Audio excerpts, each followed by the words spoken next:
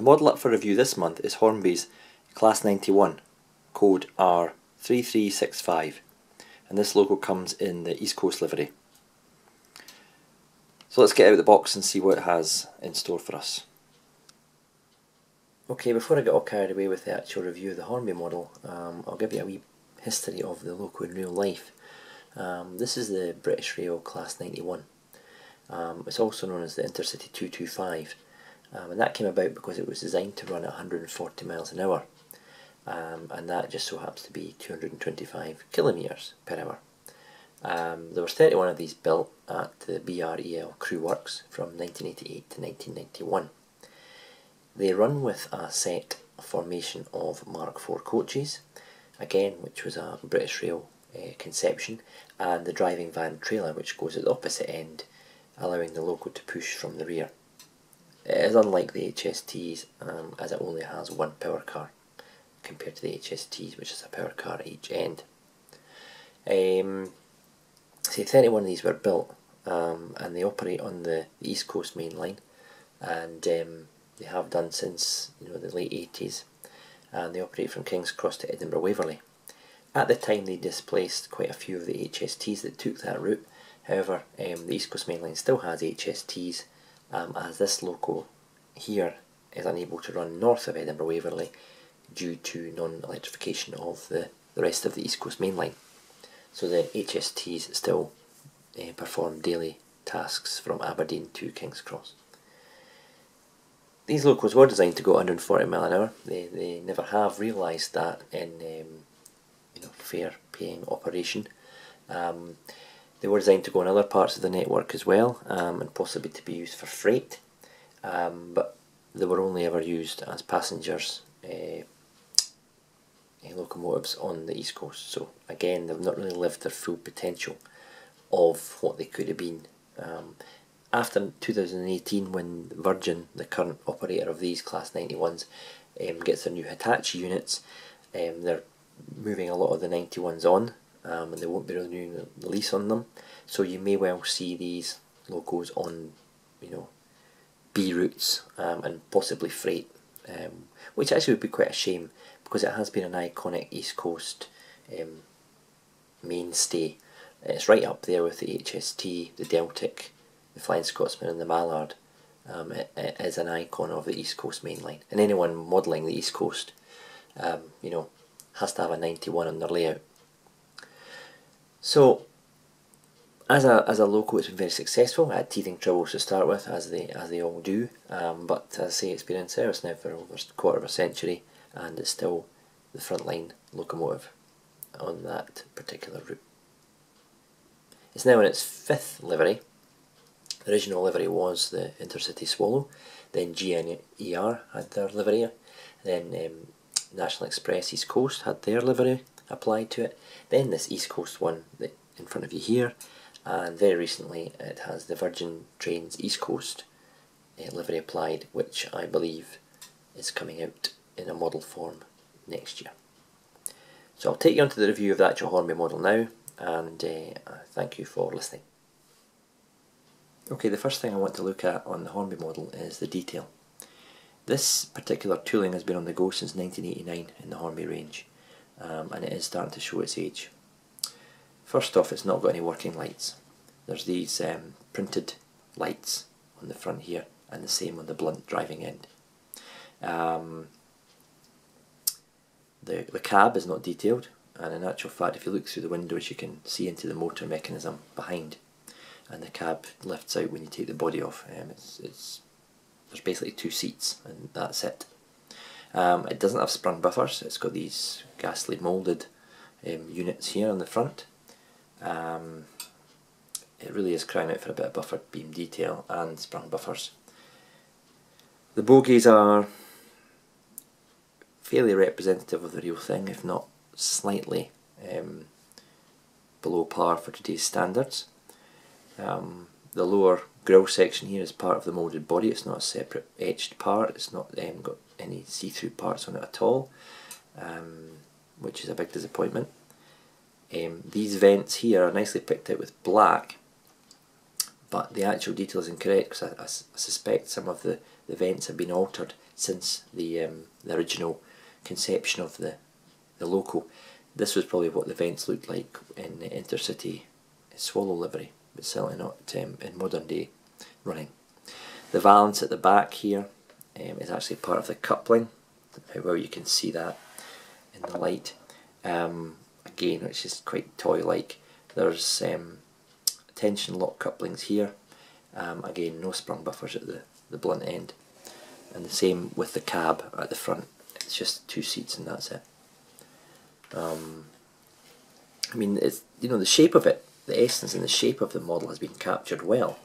And you could argue that the model's lasted a lot longer than it should have done, because at the time, 1989, 1990, it was, you know, leaps and bounds ahead of any other modern electric and indeed diesel locomotive that Hornby had in their range. This pantograph here is just so out of scale. It does go up, I'm not going to bother trying just now, and it's got this annoying slide switch on it, which allows you to actually work the loco through the pantograph. Now I don't know how many people actually have working, you know, overhead wires. That really just makes it look like a toy.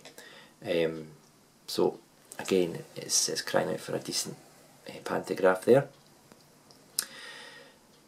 There's no sprung cab doors, there's no separately fitted items, there's no buffer beam detail that comes with the pack.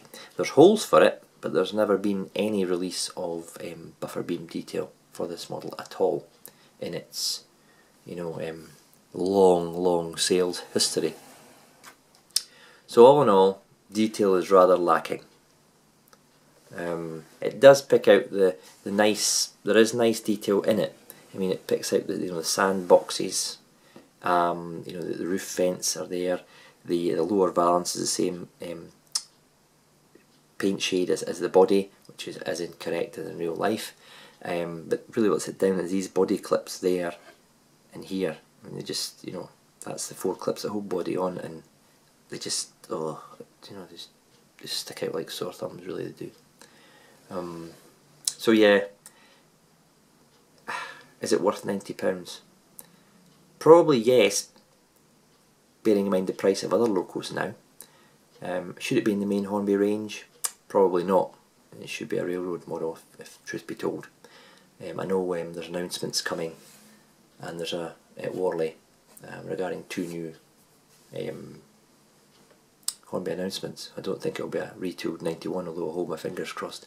Although the Virgin has just been released in 2016 Hornby range, the 91 a DVT at £209, so it's a bit, raises a wee bit eyebrows there as to why they can justify that price if we're not going to get a retool. So we keep our fingers crossed, and by the time you watch this video there might be news of a new 91 from Worley exhibition. I'll certainly be keeping my fingers crossed. As you know, I've had a Who Wants a newly tooled Class 91 thread running on RM Web for some time now, so that's worth having a look at. So that's the detail. I'll move on to other aspects of the model.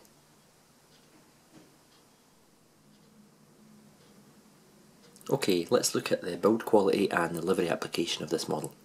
The build quality is very good, probably helped by the fact that there's not a lot of added detail that gets put onto the model, you know, to hinder any quality. It's all kind of one piece construction. It's not got separately fitted you know, etched grills or doors.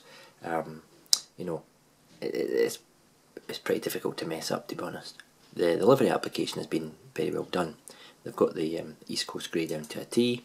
The purple line's been applied very well. The East Coast logo there is very sharp, along with any other numerals that are on the body. It's been, small details been picked out on the sand boxes covers. There's no bleeding between the yellow and the grey from the nose, and it has got some nice small overhead flash warnings there. This is a big disappointment here, as I've said in my previous clip. That's just a printed board there, so it's pretty poor. The cantrail line running along the top is is perfectly straight. very well applied around the corner as well. And I've got the flashes there as well. So yeah, I can't fault the livery application at all. It goes well with the latest release of Mark IV coaches with the tinted glass and the DVT. It won't go as nicely with the Flying Scotsman coaches because they were silver, but they've kind of given it this kind of satin grey East Coast livery for the latest one, so it's a big improvement on the kind of silvery metallic finish that they had on the original release of the East Coast locomotives. So there we have it. Inside here is a 5-pole Ringfield motor, which I'll go on to in the performance section of this review, and I'll have a few things to say about that. But there we have it. There's the livery, very well applied, very crisp, very neat, quite an attractive livery actually, if not a wee bit on the simple side. But yeah, it's a livery that will age well.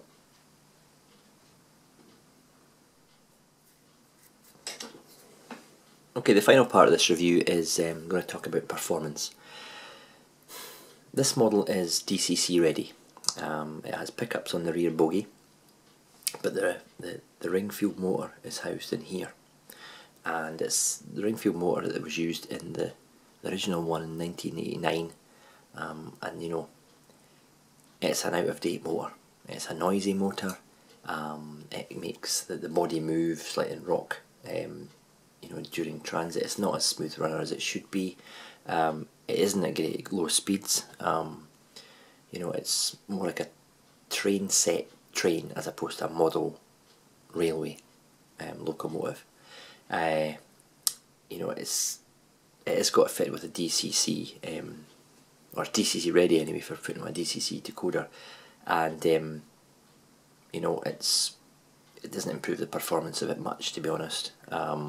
It does benefit on the early ones. It's got pickups on the rear bogie, and it does handle turnouts better than the original. But this really is crying out for a remotor to modern standards and a full DCC, you know, setup. The weight of it is fairly light and toy-like, so it doesn't have great traction. It requires traction tyres on the front driving wheels, which are, you know, a throwback to the 80s. Try and get this thing up an incline with anything, any decent rake behind it is just wasting your time, and which isn't great when you've got an incline on your layout. You have to add ballast and maybe, you know, some extra weight to it to give it more pulling power.